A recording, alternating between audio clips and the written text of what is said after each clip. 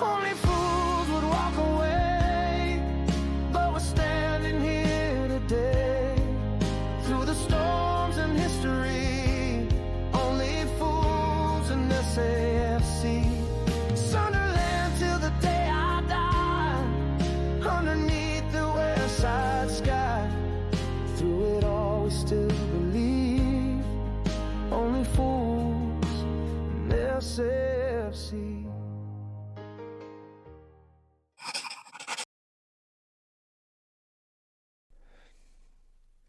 Hello, how are we all getting on? Hope you're alright. So we're back again with another video, match preview of our up and coming game on Saturday, Old Trafford against Manchester United. Stay tuned till the end of the video where I've got some updates on the channel, and I will be updating the score prediction competition that's ongoing this season to see how we all got on last weekend. But Man United, you know, a massive club, famous old club, under Sir Alex Ferguson, you know, had some fantastic times, some great teams, some great players, Beckham, Scholes, Neville, you know, all of them. But in recent years, since he retired, they've been in a bit of a downward spiral and they're nowhere near the force that they used to be. If you look at these finishes, they've had some big managers in there.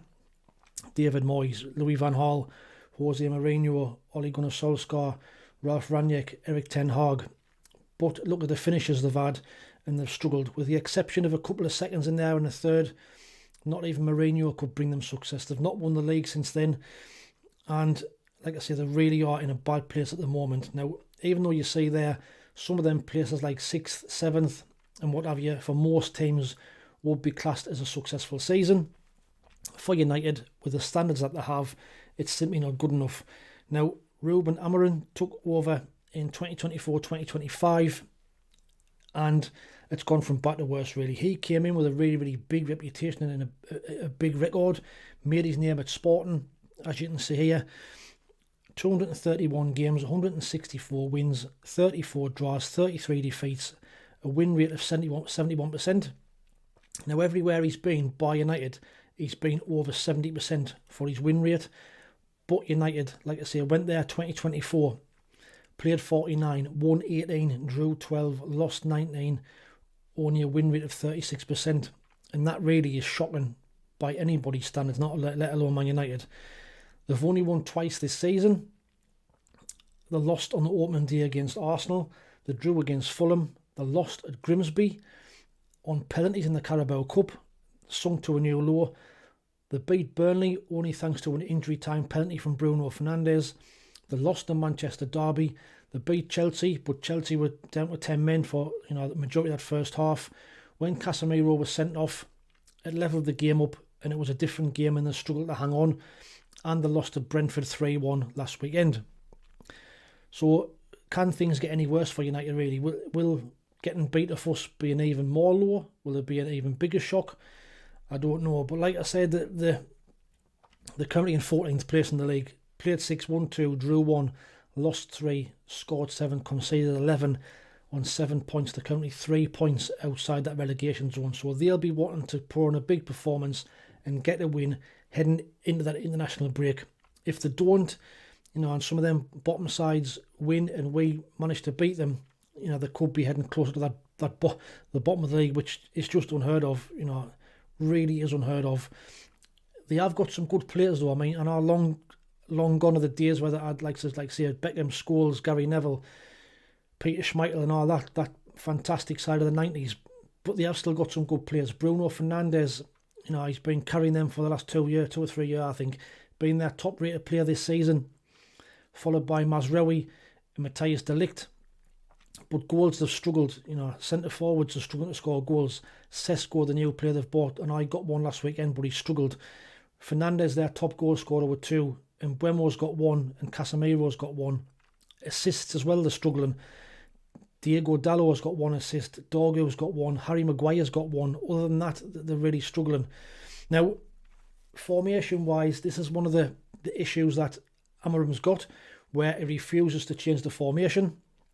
He is stubborn in his ways, and he, rather than change the formation, he'd rather just change the personnel. Now, if you haven't seen it, I did it inside the opposition yesterday with Chris Edwards from MUFC Finalysis, where he kind of explained a little bit more detail of what's happened. If you haven't seen it, like I said, the link's in the description below. I'm also going to put a link on the screen at the end of the video. But based on what I've been saying there, how will they line up at the weekend? It could be something like this. Another sign that goalkeeper Jans Lemmens, but I don't think he's even getting a start yet, so it'll be probably Bayern Deer in goal. It'll be De Ligt, Harry Maguire and Luke Shaw's a back three, with Mazraoui, Casemiro, Bruno Fernandes and Patrick Dorgu, with Mbeumo and Cunha playing just behind Sesko up front. Now, you see, I haven't put Ahmad in there. Ahmad's been absent because of a family bereavement. He is back in training, but me personally hope he doesn't play, because he'll probably come in and have a worldie against us. So I'm hoping that's the side that Amorim decides to pick. But if Ahmad's playing, he will get a cracking reception from the Sunderland fans. I've no doubt about that. But let's just hope he doesn't put in a performance that we know he can do. But that back three of United lacks pace. And they do play a very high line, and that lack of pace could come back and bite them. It did against Man City, it did against Brentford, where they conceded that long ball over the top in behind. Centre forward runs onto it. Maguire, Shaw, De Ligt can't catch them, and they're conceding goals. Now, that's where I think we can catch them out. They might not line up at all like that, but you never know. From what I can gather, he won't change the formation. Doesn't matter who he picks, he will stick to that formation, and that's been his downfall so far since he came to the club. He simply hasn't got the players to play the formation he wants, even though he's getting the likes of Mbeumo and Cunha in the summer. He's playing them in the middle. They normally play on the wide and then cut in. Where they're playing now, they're not as effective, and let's hope that our midfield three of Xhaka, Siddiqui and Chris Rigg can smother their midfield, outnumber them, and then kick on them and pick them off. Now for us, I'm running out of things of what to say of how good we've been this season. Since we won that playoff final in May, I think we're all on cloud nine still. The last 4 months have been an absolute dream. The money we've spent, it's been unreal, and we're now, in some people's eyes, getting to Old Trafford on Saturday as favourites, which I don't like. But some people will see us as favourites, which is nuts, to go to Old Trafford and get a win. Off the back of a 4-game unbeaten run, coming back from that 10-min against Villa to get a draw, then the brilliant win against Forest at the weekend, where it was a back-to-the-wall performance. We'll get a goal on a set piece and hang on for the 1-0 win. We've got the third top goal scorer in the league in Wilson Isidore, top assist maker in Xhaka on 3, and we'll sit 5th in the league, just 2 points off second place. Now, if anybody had said that before the season started, that going into that second international break, this is where it would be, you'd have called them delusional. You really would. Even with the money we've spent, not in our wildest dreams did we think we'd be anywhere near this position. So, fair play to everybody at the club. Regis Lebris, tactically wise, the coaches and what have you behind the scenes, Speakman, Dreyfus, they've all done absolutely brilliantly. The players have all settled in so well. Look as though they've played together for years, really. And again, that's really good, a good reflection on Christian Speakman and the recruitment team of getting the right players, and not just quality wise, but they're a fit with the squad and they're fit with the players. We're only going to get better as the season goes on, the more we play together, which again is even more positive signs towards the end of the season. Now, there is rumours of Nordy being injured, got a thigh strain apparently, so he might not be there at the weekend. But this would be the team that I would play if everybody's fit. I'd have Robin Roofs in goal. I'd have a back four of Gertrude, McQuarrie, Alderete and Hume. I'd have a midfield of Siddiqui, Xhaka and Chris Rigg, with Talby and Lafayette playing just in front of Wilson Isidore. I'd bring Trey Hume in onto the left side just because Masuaku I thought was poor at the weekend. Yes, it could be because he's had like games, not really played as much, not really settled in yet, but he looked miles off the pace. Now, when I spoke to the West Ham fans, apparently that's his game. He's good going forward, but defensively he's really poor. So I just think against United, against Mbeumo, I think even though Hume didn't have his best game on Saturday against Forest, when we put him at left back, he looked more comfortable, to be fair. So that will be the back four. Gertrude did well when he came in. Also almost got that solo goal. It was like Nedum Manua as he cut through the Forest defence. So He looks good. He's come on a couple of times now. Now might be the time to put him in the team. But let me know what your thoughts are in the comments below. What would your team be on Saturday? I mean, if Nordy is injured, then Dan Bollard will come in and slot straight into there, of course. But what's your thoughts on the full-back? Would you give Masuaku another game at left-back and keep Hume at right-back? If everybody's fit, would you keep Masuaku in, drop Hume and play Gertrude? You know what I mean? There's all sorts of different formations what we can play. But let me know what your thoughts are in the comments below of what you would do formation-wise for Saturday. How the game will go. Now, like I say, despite us going there full of confidence and United struggles, this will probably be our biggest test of the season. Our record at Old Trafford is shocking to say the least. We've only won twice there since 1968. You know, in that 68 season, we beat them 2-1 with goals from Colin Suggett and George Mulhall. A certain George Best scored for United that day. We didn't win again there in 46 years. In 2014, when we got a 1-0 win with Seb Larsson getting the goal. We'll have getting a couple of draws in that time, but on the whole, it's been absolutely shocking, and we're getting out at Old Trafford. So I know things are different now, and you know, records didn't mean that much, and it's a different squad and different set of players, but it's one of them where, you know, when you didn't do well at places, sometimes that just continues on. If you look at the stats, it could be a similar type of performance to Forest, where it's like defence against attack. If you see our defending stats here, 3 clean sheets this season, only conceding 0.7 goals a game, 7.8 interceptions, clearances per game 33.8, which is, you know, massive, and 3.3 saves per game. Robin Roofs, we know he's been immense. Flip it on the attacking side, you know, Man United are averaging 4.7 shots on target a game, 2.5 big chances, but they're missing 1.7 big chances per game. You know, they've got ball possession, they're on 53%, and they're ahead of us in accurate passes per game, but not very much overall. And you know, they've conceded 11 goals, which, you know, for their standards of games, really, really poor, and just shows you where they are as a team and as a club at the minute.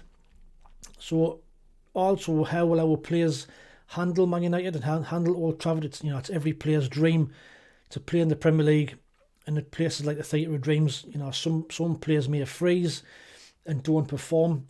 I don't see that happening with this team. You know, we've got some young lads in there like Sadiki, Chris Rigg, Talby, you know, Robin Roofs, the goalkeeper, but you've also got players of, you know, Nordy, Alderete, Xhaka, who have got Champions League experience and won't allow that to happen.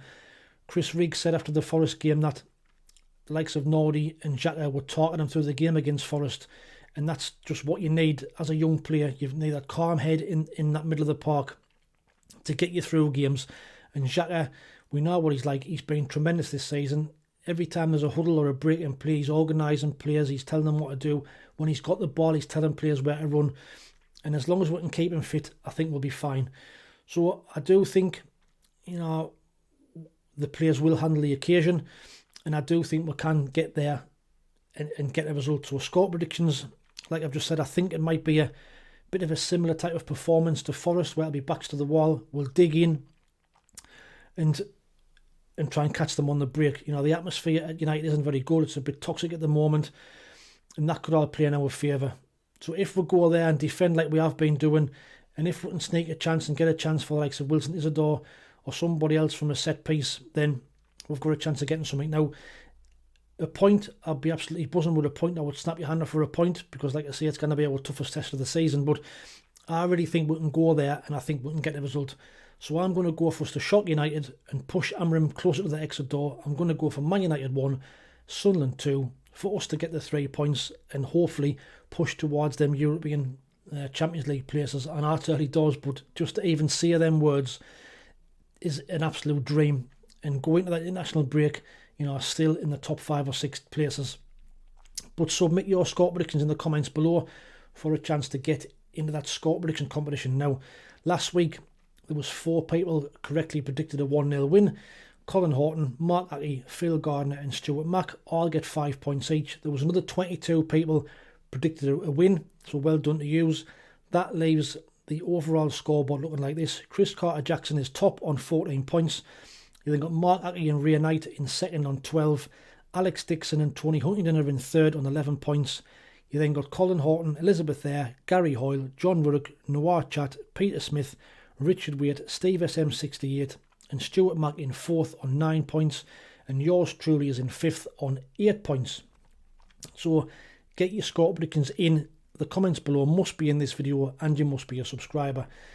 Now just want to give a big shout out to some new channel members. So Chris Carter Jackson and Wayne Hutchinson joined the membership and joined the channel in the last few days, so really thank you, greatly appreciate everybody's support. That's now 20 members on the channel. I'm over the moon with that, and all that money that comes in helps to support the running costs of the channel. So thank you very much to everybody who has become a member. I will be doing some members only content in the coming weeks just to reward everybody who's paying the money to support the channel. I also want to give a big shout out to John Ruddock. So you can see behind the SAFC sign there, John Ruddock made that for me last week. He's also doing a want to go on this side, which is going to say Only Fools, and then my big head is going to be stuck in the middle, so it'll look as though it's good either side. So John, thank you very much for that. Thank you for giving up your hard time and doing that for me. I greatly appreciate it. I cannot wait for to see the Only Fools on the other side. Now I also am working on launching a website to accompany the channel. Hopefully that'll be up and running in the next week or so. On there I'm going to be putting like Sunderland updates and Sunderland latest news, the latest videos from the YouTube channel. There'll be a link to take you straight to them, and also up and coming projects of what we're working on and behind the scenes stuff and what have you. So just to accompany the channel, just for to try and get some more interest and make it a bit more professional. Watch out for the match review coming up after the game on Saturday. Hopefully we've done the biz at United and we've got a positive result. I will be putting an away day guide in the description below. Don't forget to check out that Inside the Opposition with Chris Edwards. It's a really good watch. Chris is a top lad, top fan, and spoke a lot of sense about United on the video. But don't forget, please like, share, subscribe and hype, most importantly, to get this video out to more Sunderland fans. The response to the last few weeks have been fantastic. The views are up on the videos, the comments are up, the likes are up, and that's what it's all about. That's what we're trying to get. So thank you very much to everybody who's done that. In the meantime, like I always say, thanks for watching, take it easy, stay safe, and we'll speak soon. Ta-ra. Sunderland's where we live and fight with pride.